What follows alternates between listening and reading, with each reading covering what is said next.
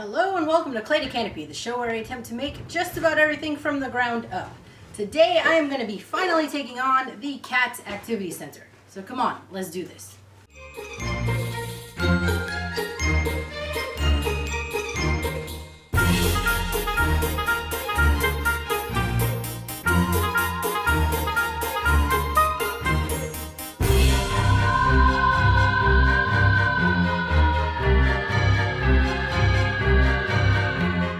The whole idea of this piece was to have one of the cats jump onto this shelf, and as they play with the bits that are here dangling, the platform will rock back and forth and it'll look like the broom is moving along with the cat. This may look like a complicated system, but it's really just a bunch of pieces of plywood with a dowel running straight through it, and if you can see in there, a couple pieces of curved plywood that are holding the dowel in so that when it rocks back and forth it has something to glide over. I have pre-cut some of my plywood pieces.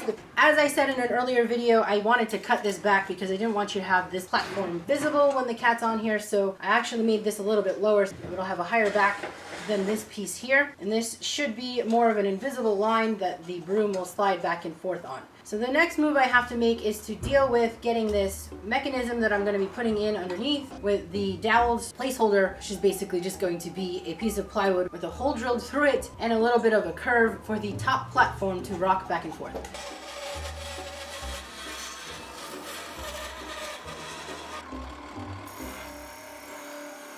I was messing around a bit with placement, and this piece is the middle platform that's going to rock back and forth, but I was trying to figure out where the broom needs to attach, and I think what I want to do is make the point of where this knot is on here be where I do the attaching. I know it's like don't really normally want to drill through a knot, but hopefully this will be okay. After measuring, ironically, landed at 13 inches, which is where my tick mark is going to go for both sides, so I just need to make sure that the tip of this lands in the same spot. So I'm going to get 13 here and 13 here.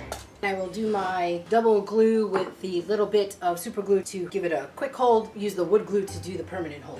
I don't want to put too much pressure because I drilled a hole through there, and I don't want to crush the wood. It is plywood, but it's on its edge. I think, yes, no? Did I totally just screw this up? Yes, I did.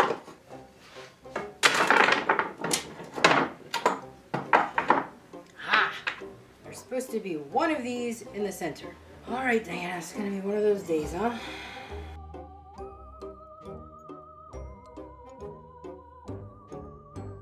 Simple mechanism, And I'm not gonna be able to get a clamp on here, so good thing I have the super glue. My next move is to get these two pieces attached, one to the back wall and the side wall. So the front should be here, 13. And then the back, you're not the back, that's the bottom. Told you it's gonna be one of those days. Just not here today. I'm gonna come down 1.5 inches. I don't think I can get away with any more rock than 1.5 inches.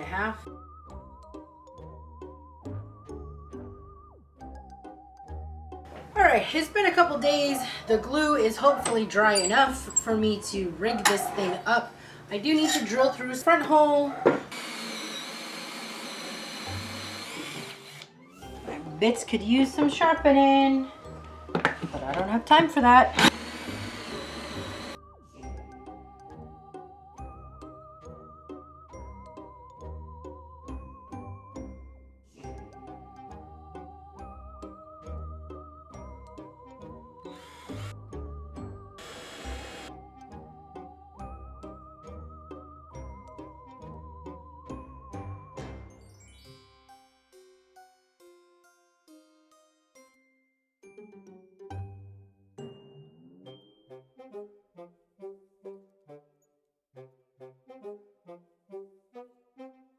So I just sunk in a couple of screws on both the front and the back, threw in that dowel.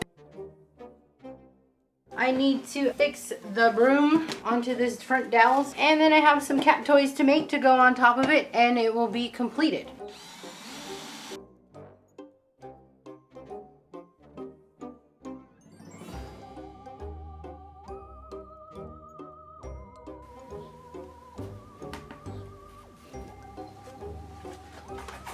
You don't have to get down. To finish off my cat activity center, I need to get some enticing toys to lure the cats onto this thing and hope that they actually climb on it at some point. I'm gonna go ahead and make a moon, and I have cut out some paper templates of some stars. I just used a very simple process of drawing out a couple triangles and flipping them on themselves until I get a six-sided point, and then cut that out. And I made 3 different ones because I wanted to make sure my stars were a little bit different from each other. I'm gonna go ahead and cut up 2 pieces of each of star templates and a crescent moon shape. I was originally gonna do a yellow moon, then totally realized I need to keep with my color scheme, so I'm just gonna go blue moon. I have some white felt that I'm gonna layer over some of this leftover mesh. I am gonna do this as a hand stitch project. I know I could totally do this with glue. I keep forgetting to buy tacky glue every time I go to the craft store, and I was just there today. Since the cats are gonna be playing with these, and I really am itching to get a hand stitching project going, I'm just gonna hand stitch all of these so it'll be safer for the cats. I also have some picture hanger wire that I'm gonna stitch into the edges of this. It's very easy to bend this stuff. This will just allow the moon to hold shape. So to make this process go much faster, I folded my felt over itself, stuck a pin in my shape in between 2 layers, just holding it together so that when I cut, I was cutting through 2 layers at the same time, you know, one for the top and one for the bottom.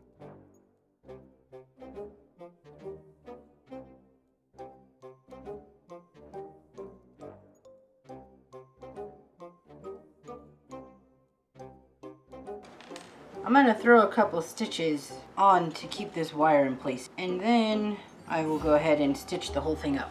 Digging your finger through and then running your other 2 fingers around the outside is called, what is this called? This process straightens out the thread and keeps it from twisting up on you. I learned this really cool trick where you take the back end of the thread, place your needle on top, so you have this end here, and then take that and loop it over just a couple times.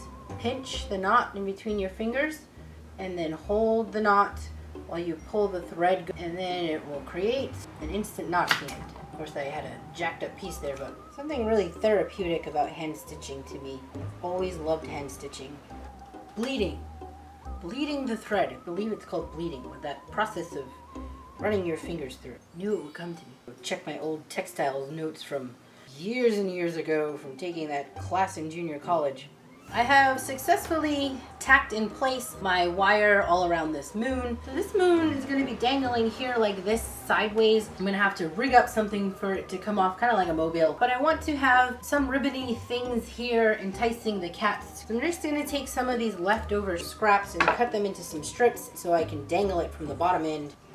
Who would have thought I'd be making cat toys on a YouTube channel? Yep, my life. Crazy cat lady. Now that I've turned 40, I can totally admit that I am that crazy cat lady. I've accepted it. I do have some polyfill inside and one of my many sewing cabinets somewhere, which will probably take me several hours to find, and it would probably be faster for me to run back to Joann's and buy a new bag, but eventually I will find it later tonight. I'm going to throw on some pins here, and I will just be hand stitching around the edge. I probably will start down here so that I can make sure that I get the little bits of what I'm going to call ribbon in place, and then I will end up here, we'll leave an opening, stuff it, and put some kind of tie on it. This is going to become my couch project for tonight. I am going to be using blue and bronze thread for the stars. I really like using the blanket stitch to do prominent borders with contrasting color, and since I'm trying to keep this blue bronze theme going, I'm just using this to my advantage by picking this DMC floss. I'm using 3 strands of it. I separated it from the 6th strand,